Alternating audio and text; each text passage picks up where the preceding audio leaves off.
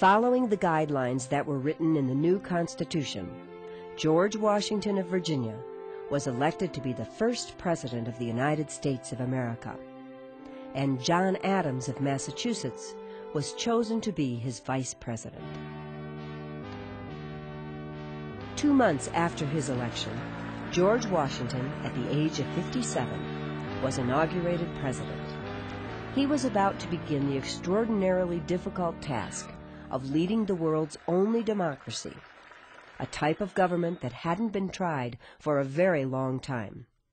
In fact, democracy had succeeded just once, and that was for a brief time back in ancient Greece.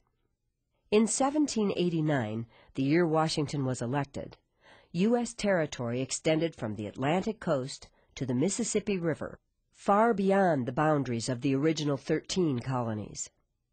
Even so, most of North America was not under the control of the United States, for to the north in Canada lay territory controlled by Great Britain, while to the south and west lay territory mostly claimed by Spain.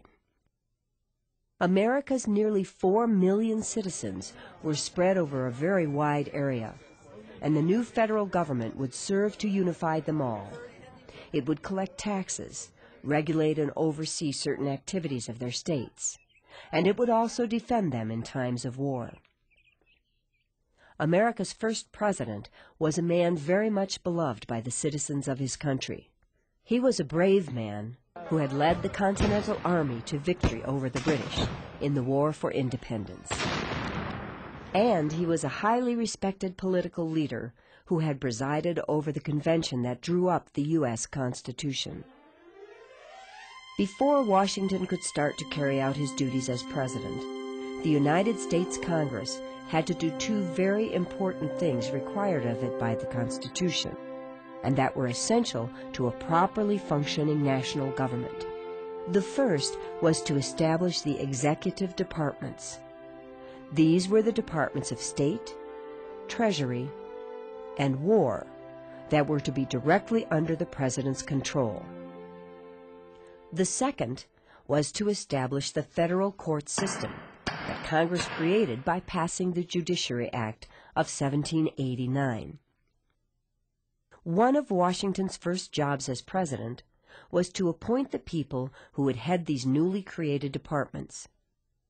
He chose Thomas Jefferson, minister to France during the Revolutionary War, to be his Secretary of State. Jefferson would deal with the nation's relations with foreign countries. Alexander Hamilton, a trusted military aide during the Revolution, was chosen to be his Secretary of the Treasury. Hamilton would deal with the nation's financial matters. Henry Knox, a Revolutionary War hero, was selected to be his Secretary of War. Knox would oversee the nation's defense. The heads of the 3 executive departments were the President's closest personal advisors and made up his first presidential cabinet.